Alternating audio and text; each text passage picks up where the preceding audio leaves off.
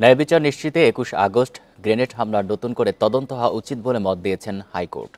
বৃহস্পতিবার সুপ্রিম কোর্টের ওয়েবসাইটে প্রকাশিত হত্যা ও বিস্ফোরক মামলার পূর্ণাঙ্গ রায়ে এই পর্যবেক্ষণ দেওয়া হয়েছে।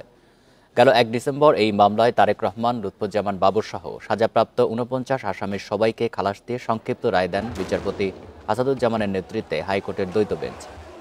এবার পূর্ণাঙ্গ রায়ে বিশেষজ্ঞ সংস্থার মাধ্যমে নতুন করে তদন্তের জন্য প্রয়োজনীয় পদক্ষেপ নিতে স্বরাষ্ট্র মন্ত্রণালয়ে নথিপত্র পাঠানোর নির্দেশনা দিয়েছেন হাইকোর্ট। ২০০৪ সালের ২১ আগস্ট রাজধানী বঙ্গবন্ধু এভিনিউয়ে সেই সময়ের সংসদের বিরোধী দলীয় নেত্রী শেখ হাসিনার সমাবেশে গ্রেনেড হামলা হয়। এতে ২৪ জন নিহত হন, আহত হন শতাধিক নেতাকর্মী। এই মামলায় এর আগে বিএনপি জামাত জোট সরকার ও আওয়ামী লীগের আমলে দুবার তদন্ত হয়। এবার তৃতীয়বারের মতো তদন্তের মত দিলেন হাইকোর্ট।